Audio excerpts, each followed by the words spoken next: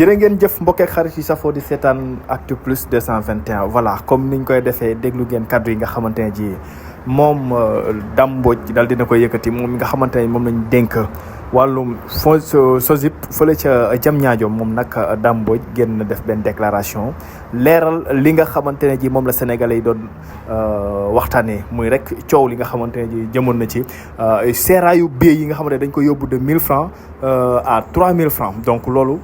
moom Dame Mbodj génn na def ci ay leeral yu amam solo kon nag ñoo ko déggandoo moom Dame Mbodj xam leen na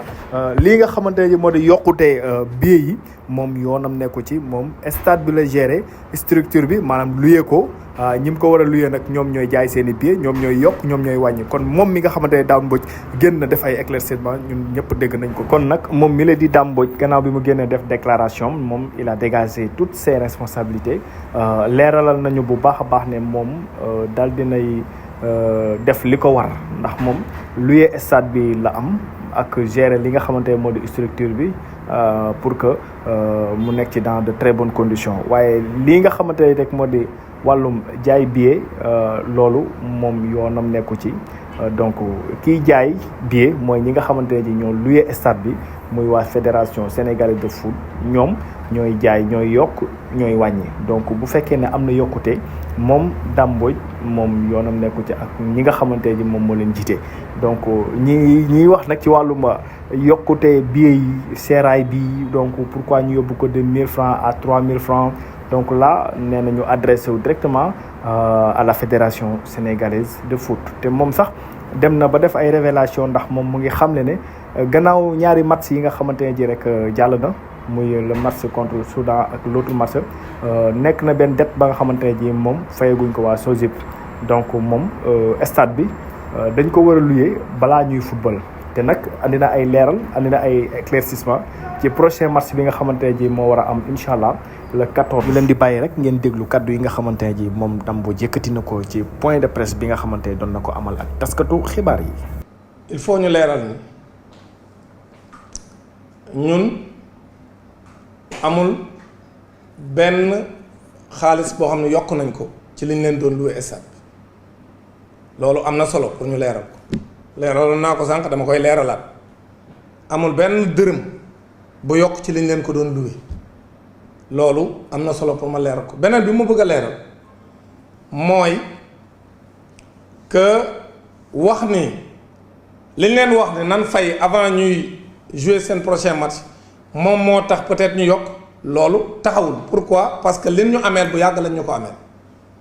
te match yi ñu doon organiser ñoom mayewuñ ko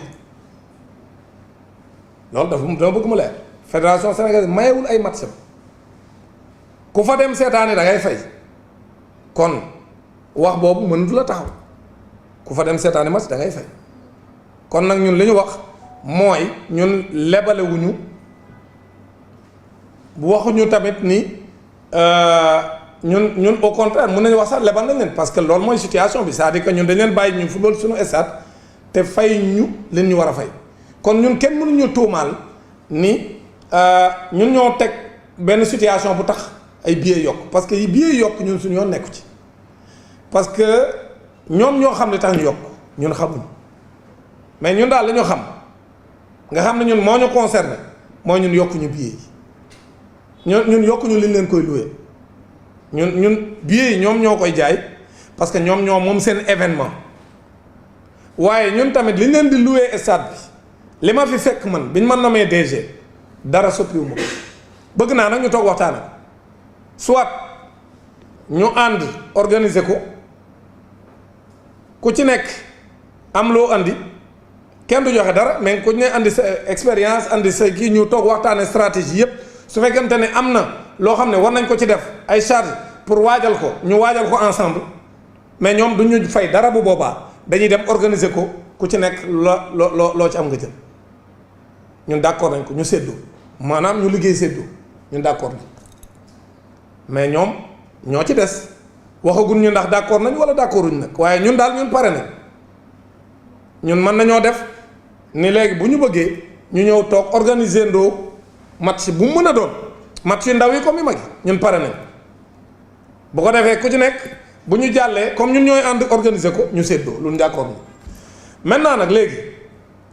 ndax bu ñu leen joxul stade bi day am jafe-jafe wala du am jafe-jafe non loolu boobu question man maa ci war a tontu question boobu waa fédération ñoo ciy tontu parce que nag ñoom seen événement la ñu am nañ droit jouer ko fu leen neex bu leen neexee jouer ko Thiès bu leen neexee jouer ko feneen man xaw ma mais dama ne ñun lañ wax suñu infrastructure pour ñu jox la ko lii mooy suñuy condition wax nañ leen conditions yi nañ ci tënku buñ ci tënkoo du am benn jafe-jafe suñ ci tënkuwul nag comme ni nga ko waxee jafe-jafe mën naa am loolu wax naa ko sànq. ah jafe-jafe yi man xaw ma ko mooy ñun mënuñoo joxe suñu stade tant que conditions yi technique amul stade pour ñu mën ko joxe foog ñu respecté conditions yi ñu leen jox loolu mooy dëgg conditions yi ñu leen jox kay leer na léegi ñoom ñoo ci war a tënku buñ tënkoo ci conditions yi ñu leen jox ñu jox leen stade buñ ci tënkuwul nag jafe-jafe foofu lay commencé lii rek ñu ngi leen di sant di leen gërëm.